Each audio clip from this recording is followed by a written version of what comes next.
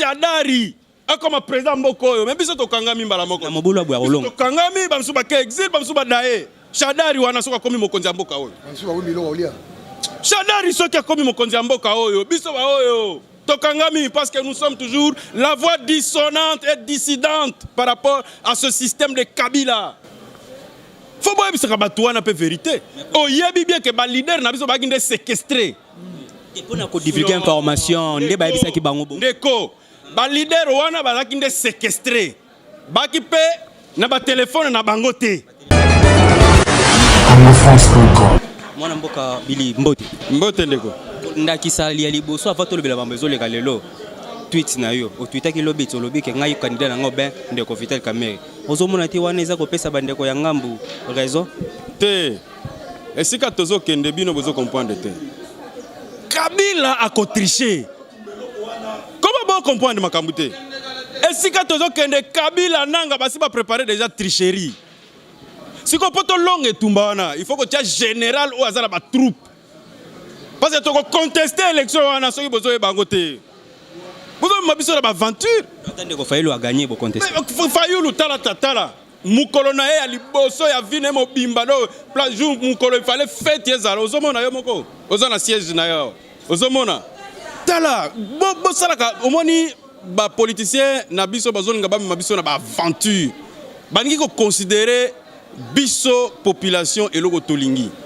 ngai nazo confirmer que choix ya Fayulu wana to boyi yango ezate ke to yini Fayulu te Fayulu aza opposant tozo ya mabanga o ezako yina non ngana moni lelo ezako yina oh ezali batu na bango bayaki na ba provocation bangi na ba provocation kamwa fête na bango balinga ko sala ngo na siège na bango sans importuner les gens mais baye bazo finga batu tout ça hein bazo finga batu bozo intimider bango bolingaki ba combattant basala nini bolingaki ba combattant basala nini le loko ngana lobi kaka ezake to yini Fayulu te to yokana malamu to boyi pe engagement militant na yete mais to lobi esika tozo kende eza bitumba na bitumba ba tchaka nde ba généraux o bazana ba troupe vous comprenez nde esika tozo kende awa biso ezala kaka paf omoni ba troupe baye vous comprenez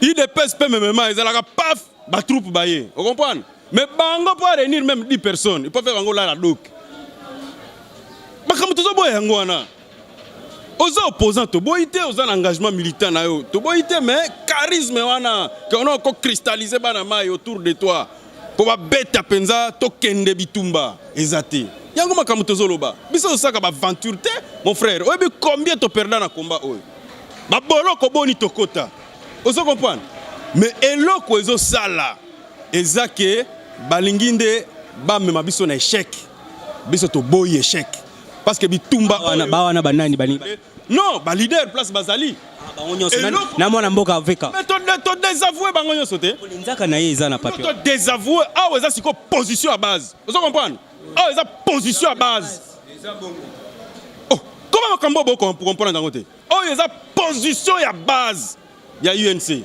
to boy signature wana pe to yebisi na président Kamerhe azana 48 heures pour na retirer signature wana qui a retiré te soka retirer te la base va se prendre en charge toza ba aventurier te est-ce que yozo mona ngai je ressemble à quelqu'un qui peut blaguer vous comprenez lit oyo to sacrifier makambo ebele vous comprenez to pesignoso na lit oyo omoni siège oyo ngana sina lalawa 120 fois ozo lalawa kaka pona bitumba oyo ozo comprendre biso toye ko sala ba aventure te na politique tolingi mboka changer voilà pourquoi tolingi ba kumba biso ko bangulu te ozo comprendre ba aligné général o azana ba troupe soka zaki Félix biso za ba sportif to ko kondima bataille de peste ba bisinga soka zaki ata Kamerhe biso pe to ngeto ndima pourquoi parce que biso na bango toyebani Léo fait d'armes bitumba muna muto za na victoire na ye na poche na bitumba oyo muna muto za na ba victoire na ye vous comprenez yango biso tolobi to kende to pesi na ba leader 48 heures Félix Tshisekedi Vital Kamerhe bavanda ba solola ba bimisa biso muto moko o wana to kende Fayulu ko se ranger derrière permettre ngam tuna oyo ennemi ya opposition za nani ennemi à opposition, ils ont un agenda caché. Makambo za clair, est-ce que yo yeba quitté qu'il fallait qu'on prenne entre tel naté? Yo yeba gangote. Bino pe ba journaliste besoin contribuer na ba bêtise oyo. Faut pas que ba toi na pe vérité. Oh yebi bien que ba leader na biso ba ginde séquestré. Et pour na ko divulguer information, ndé ba yebisa ki bango bo. Ndeko, ba leader wana ba ginde séquestré. Ba ki pe na ba téléphone na bango te. Il fallait pas pour information bimate. Mais information il ne fallait pas bimate. Ça qui ndo quitté. Ils décidaient sur l'avenir du pays. Et l'avenir du pays, on décide avec ceux qui sont concernés. Puisque ce que tu fais pour moi, sans moi, tu le fais contre moi. Gandhi Alobabongo. Ngana lukio mundi bandeko no so ya presse bake ngana kanga mina mona ona umeli apona mituna oyo. Omoni bandeko ya bake wana na Genève. Bazaki na basoda pembeni secrétaire général azakumna. Donc il est déjà représenté base. Pour nini kaka fa pesa ba information sina Kinshasa. Ndenge bakende kikuna baki na consigne ya base. To pesa ki bango base lobi boye. Vous comprenez? Bakendaki na cahier de charge ya base. Bakoma kuna ba pekisi bango babotoli bango ba téléphone. Et le kona to boy yango.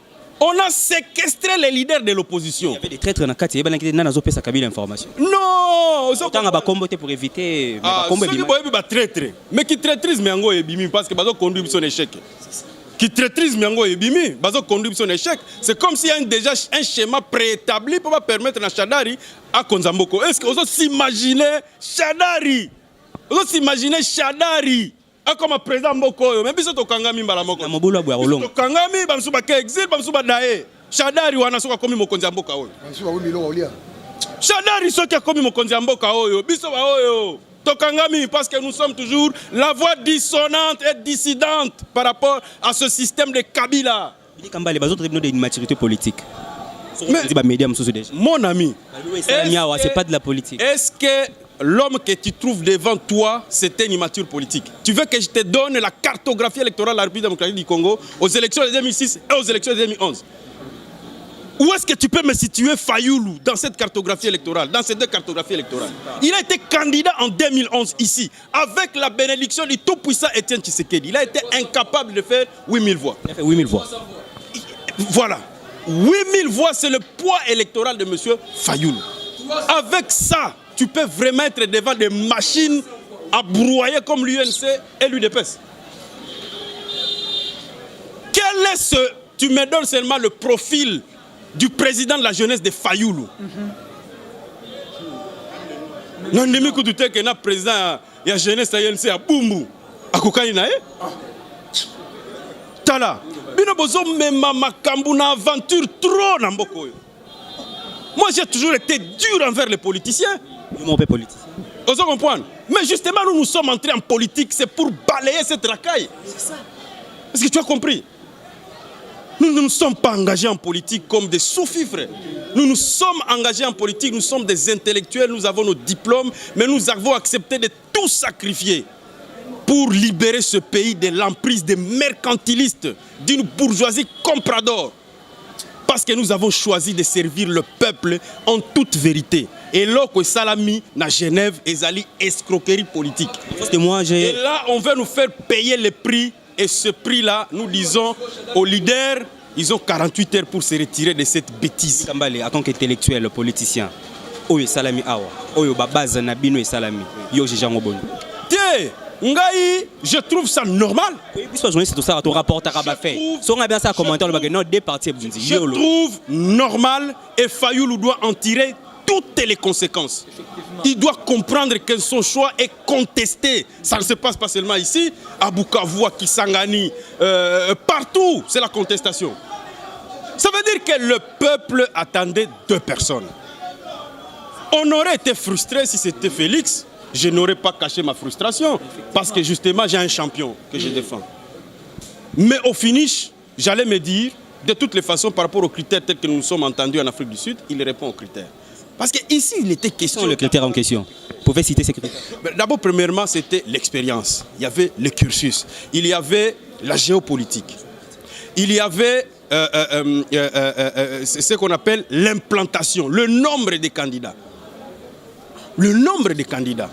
Fayoulou n'a qu'à peine 100 candidats. Il sait très bien que le seuil, avec combien? Il ne l'atteindra pas. Nous en avons 441. C'est la même chose avec l'UDPS qui est à 375. 75. Tu comprends? Ça, ce sont des critères objectifs. Tu sais, Makambo, il y a candidature commune.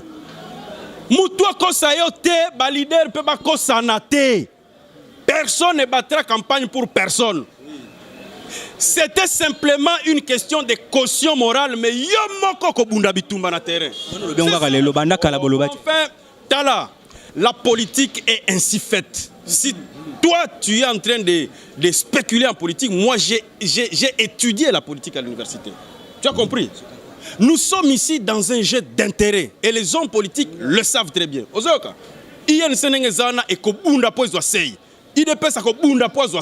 mais avec cette bêtise, on nous sacrifie en tant que partis politiques. Vous comprenez?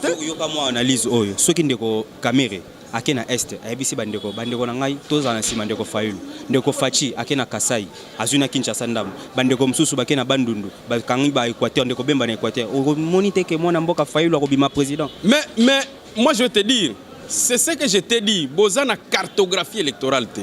Fayulu on pouvait considérer si quand il était candidat na Lukunga sur 1 200 000 enrôlés à Lukunga, il n'a eu qu'à peine 8 000 voix. Wana Sikoyo, le tout-puissant Etienne Tshisekedi Wamulumba, encore vivant, Azo Zoye Boye, Mwananaye. Ça prouve qu'il n'a pas d'ancrage. C'est depuis le Fayulu de 2011. C'est ça la politique au Tanguy. La politique est dynamique. Non, le dynamisme de la politique, c'est d'abord l'ancrage social. Vous comprenez? Il y a un certain nombre de faits qui font que Tolobake a la capacité à Okumba Bissoté. Je te donne un autre exemple. Lelo Fayulu, c'est son plus grand jour de la vie. Lelo. Mais tu as vu toi-même. Lobi na Kisasa. Bissotou Toba na Kisasa. Est-ce qu'il y a quelque part liesse populaire quelque part? Ça veut dire que c'est un choix qui a déçu.